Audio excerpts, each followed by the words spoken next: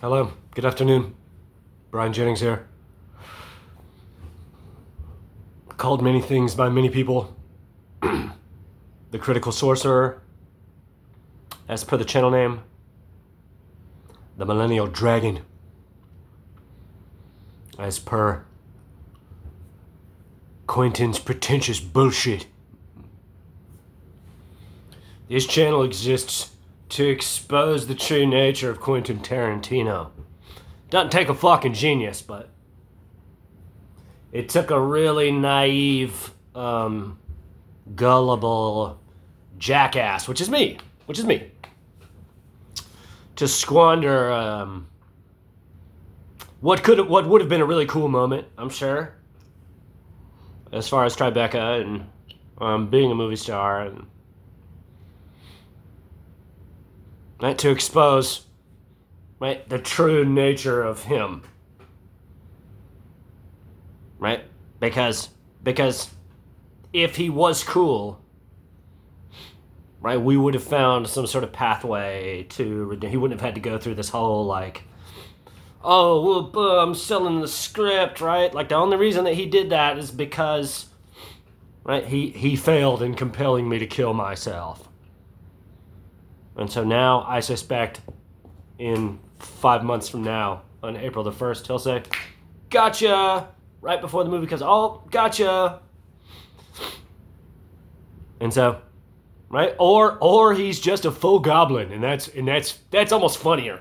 It's almost funnier that he's just riding this fucking no acknowledgement. Meh, no.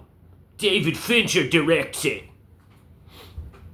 Right? David Fincher is a ghost puppet. Right? The Continuing Adventures of Cliff Booth is a fuck you to me. Right? Everything that he tells the press is subtle, backhanded bullshit. So, he canceled the film because I wrote him letters about playing a lead in his last film, The Movie Critic.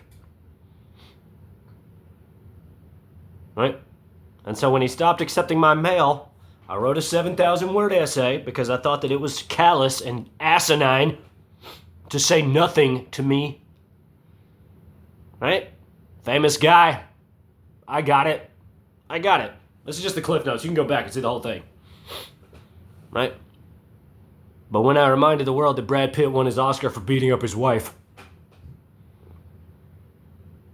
right? And then I started reviewing movies in protest, Quentin, in calculating, first of all, always appreciated my letters. Second of all, perhaps felt that he went too far in not saying anything because it was fucked up. And third, doesn't want people, right? That's why it's David Fincher. You get it? Like, that's like, it's not my movie. Oh, I just wrote it. Oh, I didn't give a wife beater another Oscar-worthy role. No. I sold it. Right? I didn't make all of my films with the nastiest motherfucker in show business, Harvey Weinstein, and then make my first one without him by appropriating Brad Pitt's spousal abuse as the plot. Oh, no, that's not plot. And then recast him in my last movie. That's not me. No. My point is that I put all that in my essay and said, this is everyone's favorite guy, right? Because when I wrote him 50 pages, sincere, from the soul, from the heart, and he stopped reading them and said nothing to me, right? I felt motivated and justified, and I'm still justified in talking about it. So, he set me up at a screening of Jackie Brown, and that was my Luciferian pact, my moment to become famous instantly, highest levels. And so, I burned him. Right? And the more that time passes, the more it's like, no, I made the right decision. It's hard. It's difficult right now. Right? But he's been raging. He's been just flailing like a child ever since, floundering in the ocean that he's never really understood. Right? And so now, right, he's coming to terms with the reality, right? That he's not the big dick psychic that he thought he was. right? It's supposed to be beautiful. It's supposed to be cool. Like, sure, like, right? Oh, I'm not allowed to like have an opinion on what I want. I'm not allowed to care about my writing. I have to just have nothing but ambition, blind ambition, and yell my way onto that stage. I have to just let him violate my mind and manipulate me all the way up onto the stage. Right? So, that's fucked up. That's the point. That's the point. He could have put a single fucking sentence on a fucking headshot of him from Pulp Fiction and said, thanks for the note. I appreciate my fans. And while that would have pissed me off, I would have said, okay, cool. Cool, he did think about it. Right? But instead, he entered into this convoluted, this guy. Right? And I didn't write like a whole lot, but it was like 20 pages with my headshot and my resume. 16 pages, something like that. Front and back. No blank lines. Right? So,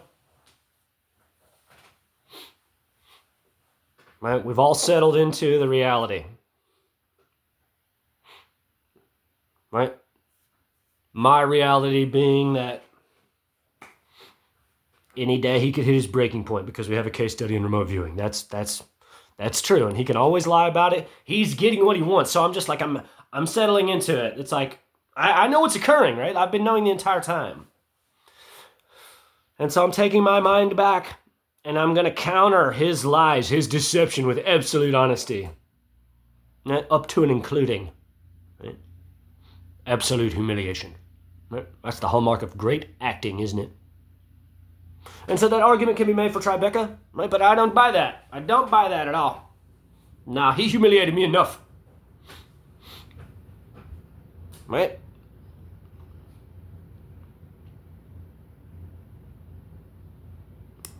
I thought for a while that I did the wrong thing.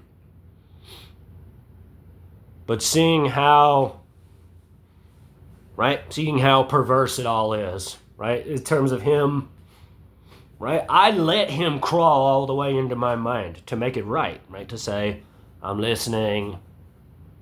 I want you, right? I want you to not hate me. I want to make it right. I know Tribeca was supposed to be special. And so for him to just, right, it's just a sick joke to him, right? Him and that goddess of a wife, they meditate on me, like, while he's sucking her feet and, like, all that shit, all of it. Right? And that's, like, where my story is, like, heading right now that I'm writing. In a palpable way. Right?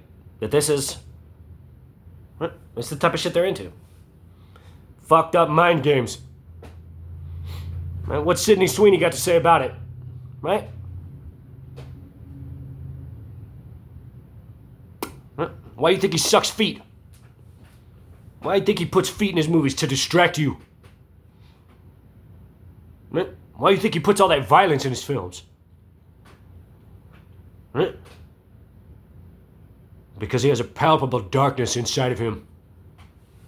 And so he exerts psychic intellectual pressure upon the world. Right? That's like how he operates. Right? And so that's what writing is. That's what all of writing is. Right? It's a... So when I started writing, I was like doing this. I was like a puppet. I was typing. Right? It's like Truman Capote. Right? It's the joke. They call it writing. I call it typing. But it is. It's like a... After I did it for like a year, it just seemed to... It was like just raw ejaculate. It was like... Just word. Right? And so, I picked up a pen. I started getting more into poetry. I also was just like a product of necessity. I was like playing guitar a lot in Santa Monica. I wanted a notebook. I wanted to be able to write. And so, there's pros and there's cons. Right? That the efficiency of typing is quite nice. That's quite nice. To be able to... I type really fast. I type upwards of 200 words a minute, 300 words a minute, if the flow is there. But if you're if you're writing at the speed of thought, that's not writing, is it? But if you have a utensil in your hand, then you kind of have like a terminal velocity, don't you? That you can write faster or slower. It's not like you kind of have, it's like a tempo. It's like beats per minute. But if you're writing in a meaningful way, you kind of have this like, right, this amount. You have like, it becomes more the more that you do it, just like playing guitar or anything. That around that time, when I first started writing by hand, it was about 5 pages per hour I could write, front and back. And now, I don't know, I don't keep track that way, but I think that's better. That's actually writing, right? Then it's a psychic pressure through the body onto the page, right? And so, right, when he tells Lawrence Bender, oh no, I got this money from True Romance, I'm gonna get my Bolex and I'm gonna shoot it like my way, renegade. Right, what he's actually doing, right? I'm bringing up the whole world, I'm initiating the whole world. He can murder me at any time, so it doesn't matter. Right, what he's actually doing, right, is that he's got a picture of Lawrence in his basement, in his sex dungeon, in his apartment in Culver City, wherever the fuck he was living. Right? And so, right, if we take Trey as an example, right? Right? Boom. Boom, all eye contact, right? That's the game. That's the game. Saying, you want to help me make this movie, you want to help me make this movie, you want to help me make this movie. Right? Lawrence comes back the following day. He says, give me 6 months. I think I could come up with some funding. Right? And so that's what he did with me. That's my point. That's my point. Because he didn't, that's why we're here now. Right? That he turned it into a fucked up mind game. That I wrote him immediately as soon as he canceled the film. Bile. Pure bile. Right? Called him a fucking arrogant ass. All of it. Right? Refused at the door. Proceeded to remote view me all day, every day for the next 2 months. Right? Wrote him again a week before Tribeca. Every night, he's got my picture. Right? Closes his eyes. Right? This is what I suppose I would dub intentional remote viewing. So there's remote viewing in like a clinical sense, in like a objectively provable sort of sense. And so the way that they do that is that they have envelopes, and it says, A1, B2, C3, whatever. It's got like they're labeled, right? And so the moderator, right, the person that's conducting the experiment, they say, okay, tell me what's in B2, and they pick up the envelope. And the person says, oh, gosh, like I'm smelling something. Right? And so they're wrong probably 99% of the time because they're not in the appropriate state of mind. As far as your brainwave patterns, your heart rate, you have to be essentially in a meditative trance, a hypnagogic state, right? Essentially presaging sleep. But the other side of that is to say, right? And so then you're like proving something. Then you're like, oh no, I do have this facility. But if you just say, oh no, I'm not proving shit. The mind is everywhere. I'll find anybody. Right? This guy lives on the Upper West Side, doesn't he? Right? So that's what he did with my headshot. Right?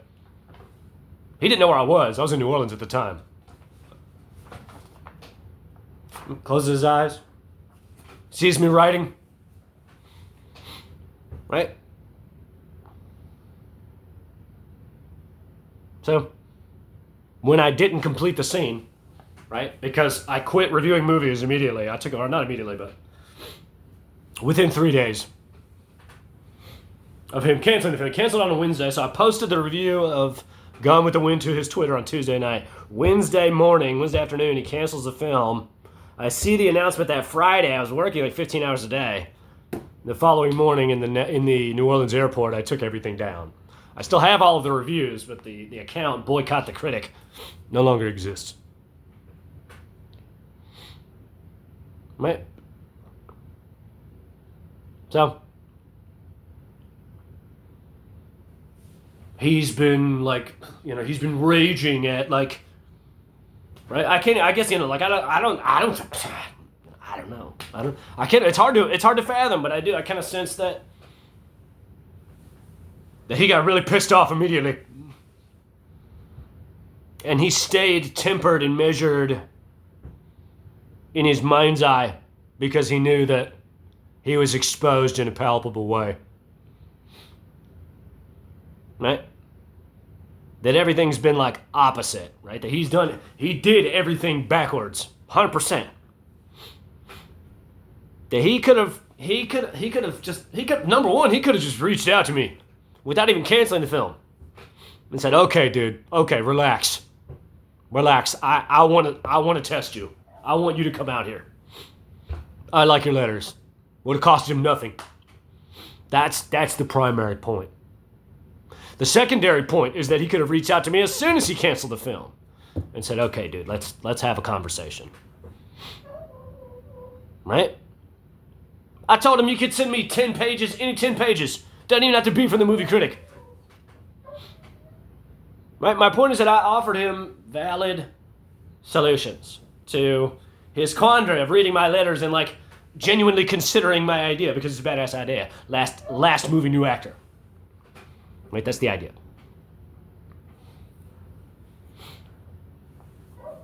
Right? And the Oscar goes to, right? And he always saw me as some sort of perverse way to best director. Right? And he still does. Right? Because now,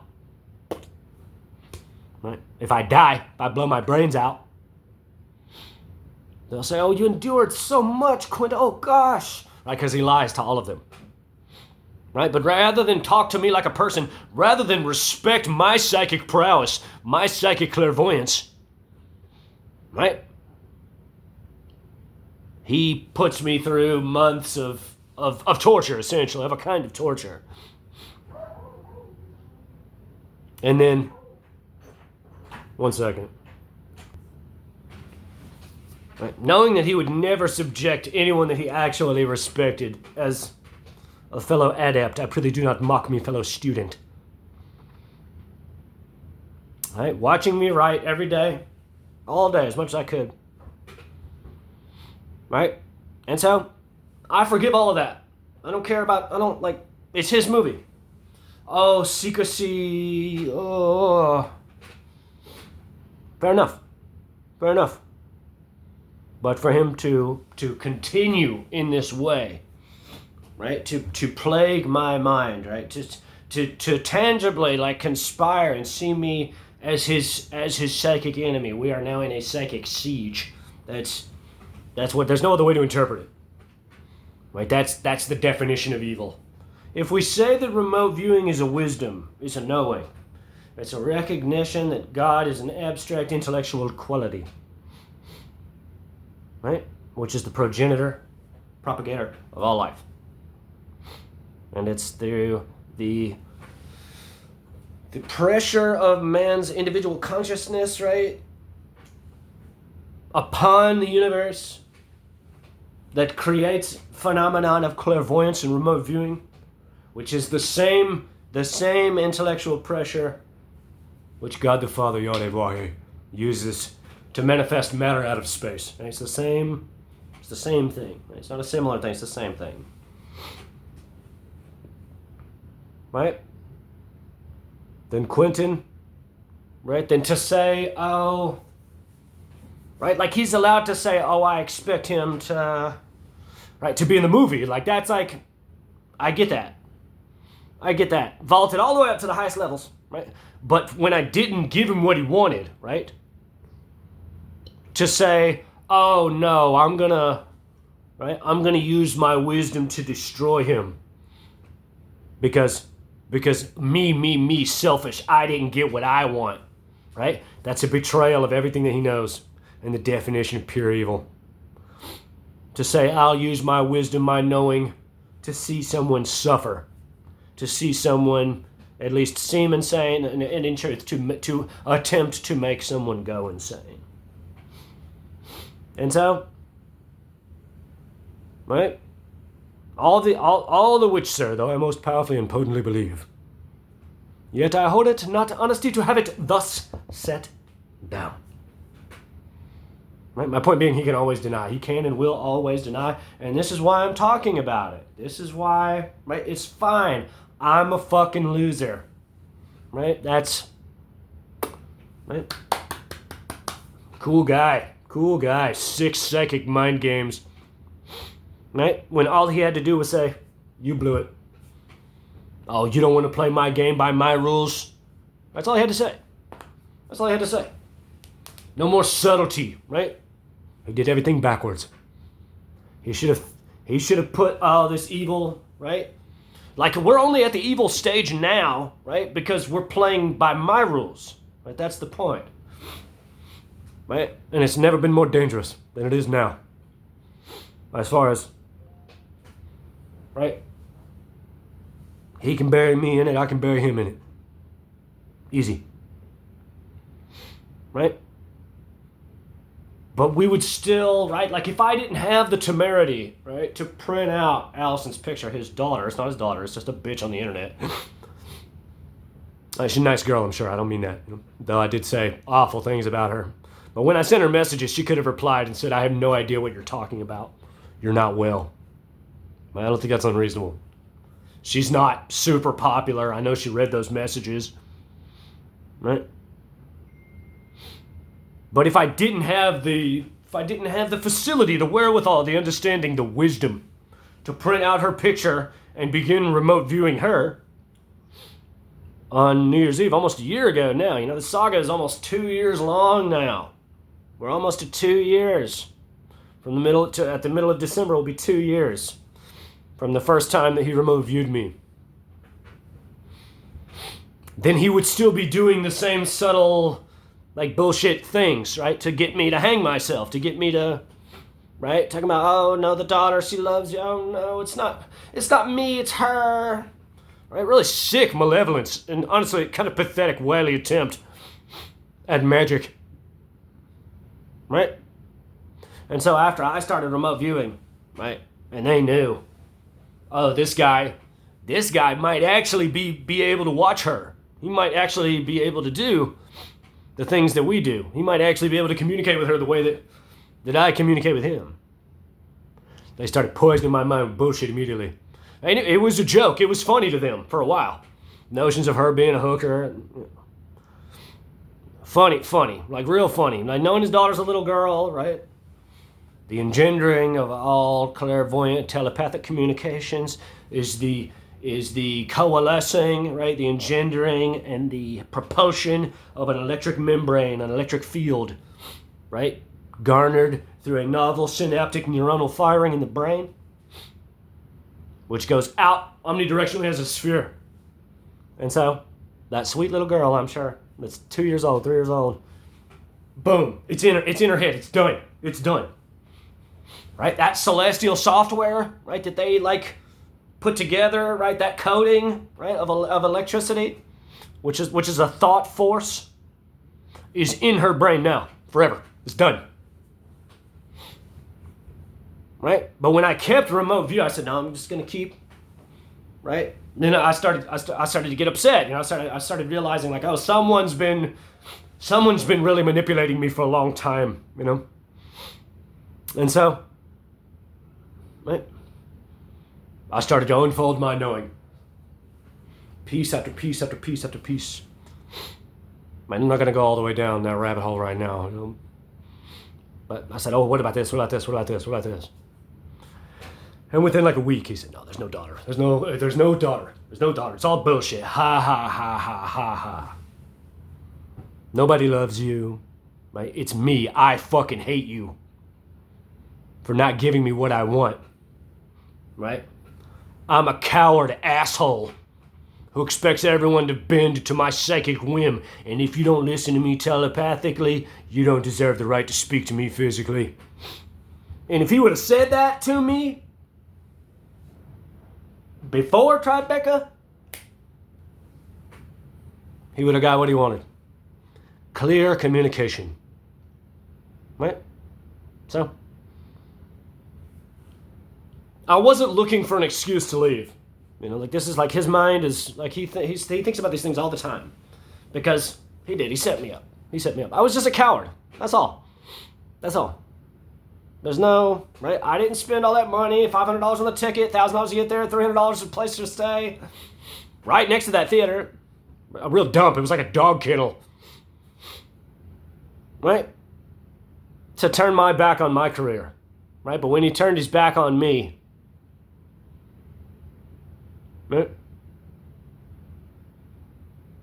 I got nervous. I was afraid. Or I wasn't nervous at all. I wasn't nervous enough. I don't know. My point is that he made it an aloof thing, right? He gave me an excuse to walk away. That's my real point. That he didn't want to say anything to me. He didn't want to clearly explain, right? Telepathic mind games are bullshit, right? He could have done all of that on the set. And I would have never said anything, been none the wiser. Right? But now the reality is that we're bound together forever. Right? And he succeeded in some way. He convinced them to, you know, to believe that I'm insane. Right? And it cost him everything. Right? Anyone who knows anything about this thing knows that he is trash spiritually. Right? He's debased his immortal soul. There's no going back. Right? The only thing that he could do now at this point is retire, go full Thomas a Becket, sell off all the church's wealth, right? Give all of his money away, right? And devote the rest of his life to good works. But that's the point. That's like what it'll take. And that daughter of his, right? 16 years from now, right?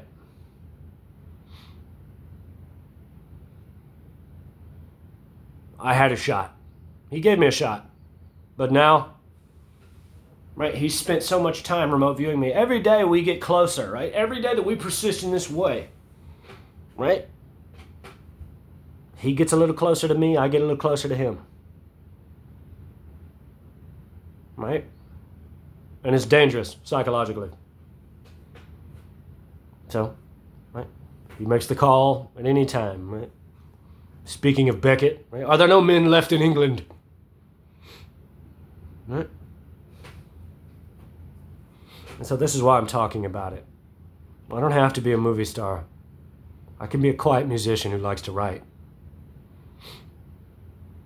Right? You don't want to talk to me, right? Like, oh, I didn't play the game by his rules. He didn't play my game by mine. That's the point.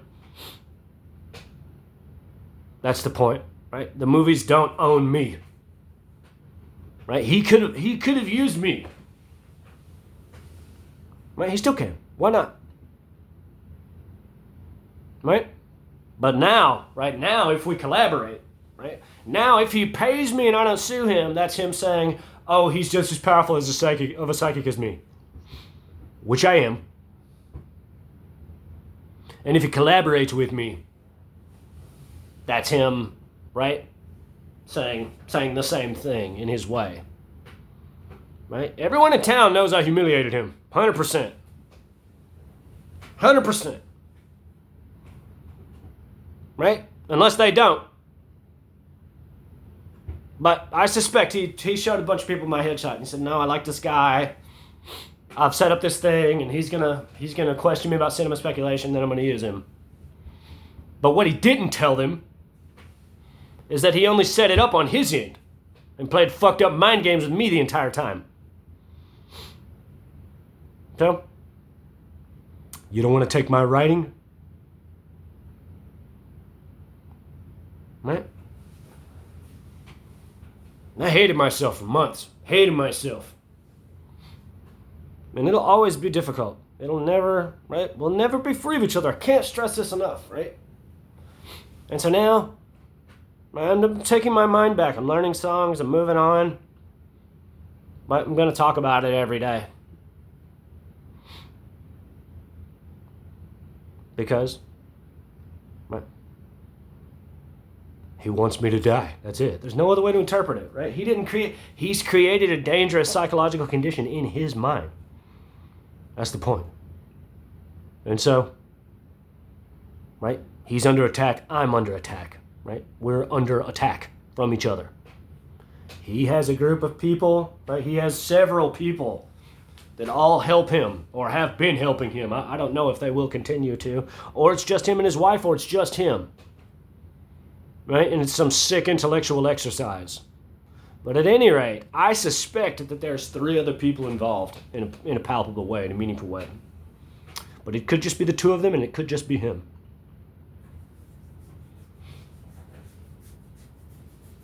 Right? That he has, right, sought my madness, right? Sought me, conspired in this malevolent way to abuse wisdom, to not only make me appear insane, but to actually try to get me locked up forever, to try to get me in handcuffs, right? And I'm sure of it. I'm sure of it. When he sent me to Actors Equity, right, he was going to try to get me to murder someone, to assault someone, just like Manson. Right? There's a reason he puts his character traits in Charles Manson in his novel, Once Upon a Time in Hollywood, the novelization. Right? That he was trying to direct me up, and that was before I read the book. He was trying to do the same thing to me they did to Pussycat, right? Where he's directing me up the street, and I said, no, this is fucked up. This is fucked up. Right? I'm not just gonna like walk up a street and then turn left and turn right.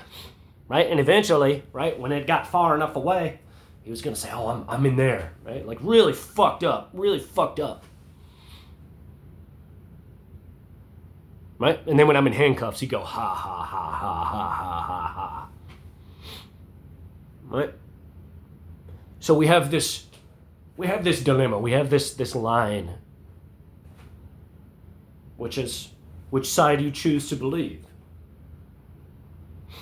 Right? Quentin will never acknowledge me publicly. Never.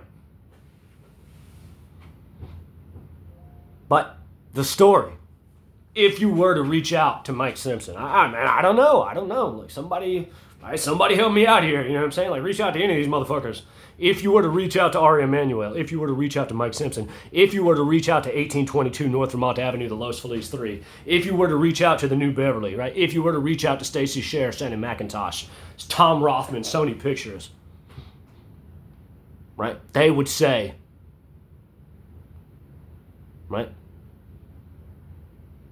Either no comment or Brian's lost his mind. As far as we understand, Quentin talked to him.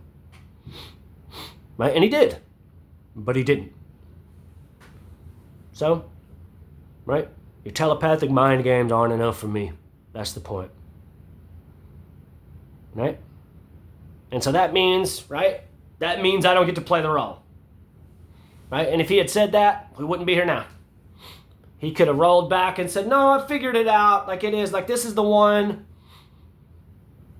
Right? But in his mind, right, he exposed himself in a meaningful way. And he didn't want me talking a bunch of shit about him. Right? So he hatched the ugliest conspiracy that anyone can contrive to compel me to suicide so that he could have his movie. So that he could say, oh, yes, like, right? For forever, I thought it was about my scene. I sent him a scene about a writer yelling at people for reading his writing. But now I just think he's just evil. But that's, right? And for him to get married in a church, right? And so that's what the joke that I made about his wife giving the rabbi a hard on when they were getting married, right? That's the type of shit they're into, right? Lightning struck in LA somewhere. That exact moment, for sure. I don't care what they do. It's none of my business. I don't judge them. I don't judge them, right? But this is, right? This is my life, you know? So I have the wherewithal not only to endure his campaign and games against me, but to explain it to the world in a meaningful way. And so, you can believe me, which is the truth. It's not all objectively provable, but it is the objective truth regarding the film, regarding what's occurring between me and Quentin, what has occurred, what is occurring, what will continue to occur. Let's just say that, right, and I have a therapist, right? I'm going to a therapist, right? Let's just say that neither of us do anything, right? That I don't think about him and he doesn't think about me, which is impossible. That after 3 or 4 years, it probably will be better. Maybe. Again, it's a case study, right? He spent so much time remote viewing me. We're on the frontiers of psychic resonance, of psychic understanding. Right? And so I saw a clip about nonverbal autistic kids being telepathic, that they have all of these instances of them proving that they're reading their parents' thoughts. And so that's, right, like what, that makes a lot of sense actually. That the mouth, right, the throat chakra, right, this pulls from your, right, from the brain capacity, right, that it diverts, right? And so, of course, it's in between the heart and the brain, right? It's the bridge between the two, right? And so if this doesn't work, right, if you can't speak, if you can't communicate verbally, then all of that energy is up here and up here as a magnetic electrical field, right? And so as far as here, right, like it's not a stretch to me at all that they're pushing their thoughts out, their mind out, right? The number one, their focus is going to be stronger because they're not speaking, right? Their energy is not diverted towards communication verbally, right? So the concentration is high. They're seeking a way to communicate. They're seeking a way to be close to someone, right? And so that right, that it's a regression, but it's also progression, right? That's how cavemen all operated essentially. When they could go, oh, whoa, right? But they could push out notions of anger, notions of love, fear, right? And so that's what all these kids are doing, and that's what Quentin and myself do, right? That we're all touching on the same thing, right? That your conscious awareness can harmonize itself, can expand out beyond the terrestrial confines of the physical body. And if you're aware, right, if you know what you're looking at, if you know how to see what it is picking up, right? It's like the brain is like an antenna, it's like a celestial antenna. Then, right, your conscious awareness, right, your conscious mind can analyze that information, right, compress it, transmute it into something that you can, in fact, understand logically. I've always been fascinated with analog photography, and I suppose really primarily digital photography works in the same way, but really even the idea of the camera obscura, right, that you could take a wall and you just prick a little hole in it and you have everything blacked out, and then boom, right, the light comes through and it gives you the upside down, it inverts whatever's on the other side of the wall, right? And so that's always fascinated me, like ideas of lenses. And my point being that the actual material that's on the other side of the wall isn't projected onto the camera lens, right? That like what the lens is looking at, right, and what the digital sensor is picking up is not the actual material like being pushed into the camera, right? That the information of the image is in the light, is in the electricity. And so this is what's occurring with clairvoyant phenomenon as well. That you've found yourself in the rarefied ability to put your actual conscious awareness to the periphery, the tendrils of the electrical field of your body, of your brain, right? That you're pushing it out as radio signals, as thought forces, right? Thought force. And then it relays like celestial sonar. Right? And this is not something that you can just turn on, right? Like, it costs you a lot to acquire this facility. Right? Those nonverbal kids, right? My sister, I have a half sister. She has a little boy. He's like maybe 5 now, and he's, right? I feel bad for her. It's bad. It's bad. Screams constantly. He's like 7, 8 years old, still wearing diapers. Right? But that's, right? That's a high price to pay. Right? My point being that while it is a facility that's latent within man, it's also like playing an instrument. It doesn't mean just because you can do it, doesn't mean you will be able to do it. Just because Quentin can manipulate me with his mind doesn't mean he will be able to control me. So, questions of why, it's irrelevant. Questions of how. How does the world come to be? And that's through one thing and one thing alone, which is love. The universe has no concern for what it receives. It gives and gives and gives of itself unconditionally forever. So, that's why I wrote Quentin, because I knew that I had something to give him, like the essence of me.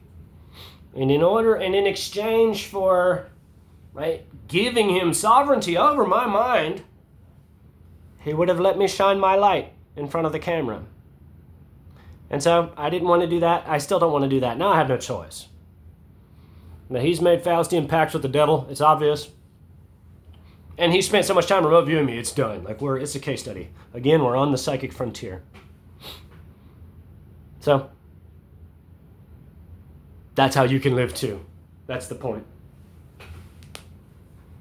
Right? Life's complicated. It's a murky image. When I see people discuss Satanism, et cetera, et cetera, et cetera, 666, right? How 666 is the 36th triangular number. So a triangular number goes something like this.